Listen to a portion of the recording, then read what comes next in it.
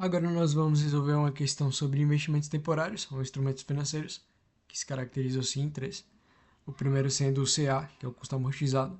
O segundo, o VJORA, que é o valor justo por meio de outros resultados abrangentes. E a VJRE, que é o valor justo por meio do resultado. E as três, elas obedecem ao regime de competência pelo fato de terem um tempo como fato gerador do rendimento. E como podemos ver aqui no balanço patrimonial inicial, as três constituem um ativo não circulante, mais especificadamente em realizável a longo prazo, pelo fato de obterem esse LP aqui, que é a longo prazo, né? E o professor também informa a constituição desse investimento, né? Dessa aplicação. Informa na empresa que tem como um investimento temporário em custo amortizado, VJOR e VJTE.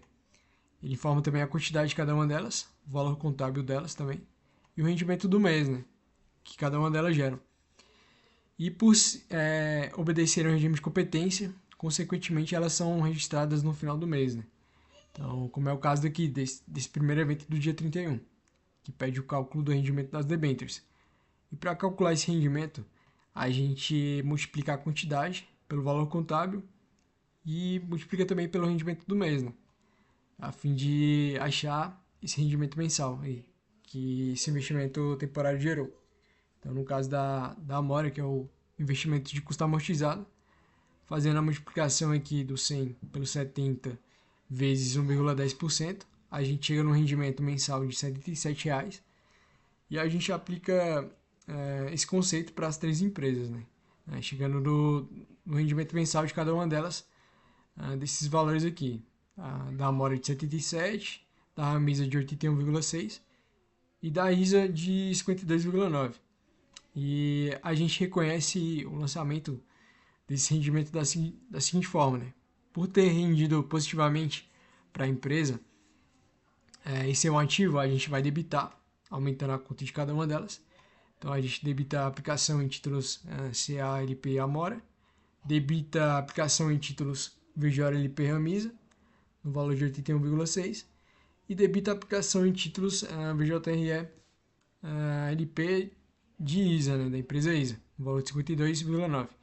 E as três somadas, elas caracterizam uma receita de juros, porque são oriundas de um empréstimo, né? Então, somando as três, totaliza os 211,5 e vai para a DRE, né? E após o cálculo do rendimento das debêntures, no evento posterior, ainda no dia 31, ele pede que a gente calcule o valor justo das debêntures, né? Nesse quadradinho, ele informa o valor justo unitário de cada uma dessas debêntures.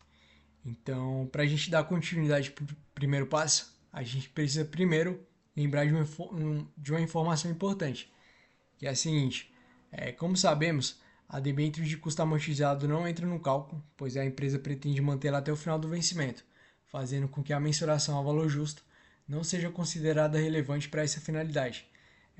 Quando a gente mensurar valor justo, significa que a gente está determinando o preço pelo qual esse ativo será vendido, né? E essa mensuração não se faz relevante para um investimento de custo amortizado, né? Visto que a gente pretende mantê-lo até o final do vencimento. E sabendo disso, agora sim a gente pode dar continuidade para o primeiro passo.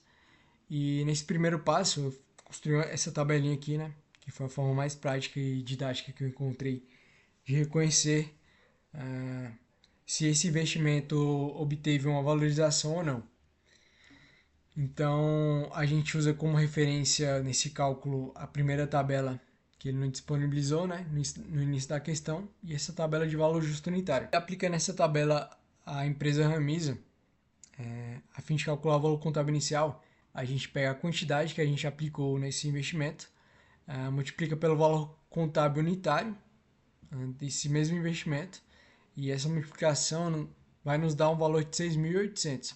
A gente registra também na tabela o rendimento que a gente calculou anteriormente, e o rendimento dessa empresa foi de 81,6. E para calcular o valor contábil atualizado, a gente pega o valor contábil inicial, soma com o rendimento e encontra o valor de 6.881,6. E depois disso a gente calculou o valor justo, né? Para calcular o valor justo, a gente pega o valor unitário, que essa tabela aqui nos deu, no caso 69, né, da empresa Hermes, multiplica pela quantidade de aplicações que a gente comprou, né, desse investimento. Então vai ficar 69 vezes 100, que nos dá um valor de 6.900, e faz a diferença, né, para saber se a empresa valorizou positivamente ou negativamente. Então a gente pega o valor justo e subtrai pelo valor contábil atualizado. Essa diferença vai ser uma diferença positiva de 18,4. E essa diferença positiva do valor justo menos o valor contábil atualizado, ela nos informa que o valor justo desse investimento temporário aumentou. Ou seja, o ativo teve um ganho não realizado, pois ainda não foi vendido, mas o seu valor de mercado subiu. Por isso que a gente debita aplicações em títulos, porque estamos reconhecendo que agora ele vale mais. Acreditamos ajuste de avaliação patrimonial, porque é uma conta que aumenta o patrimônio líquido e através dessa conta ela representa a valorização do ativo reconhecida diretamente no patrimônio líquido, sem passar pela DRE, justamente pelo fato de ser um ganho não realizado, né? E aplicando esse mesmo conceito para a empresa ISA, que é a BJRE, a gente encontrou uma diferença positiva também de 47,1. E essa diferença positiva, ela configura-se como um ganho com valorização de investimentos, né?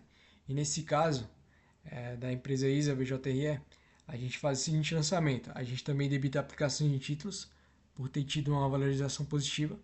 Então a gente reconhece que agora ele vale mais também. E a gente acredita esse ganho, né, que a gente teve sobre essa diferença positiva.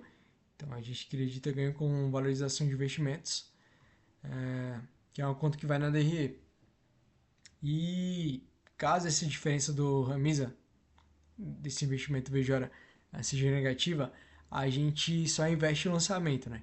Então a gente debitaria ajuste de avaliação patrimonial e creditaria aplicações de títulos Vejora, Ramisa.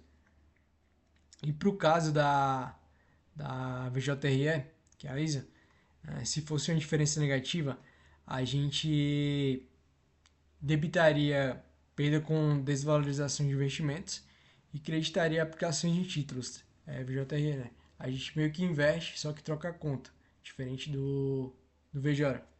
E é mais ou menos isso. Acho que deu para abordar tudo aí referente a essa questão. E é isso.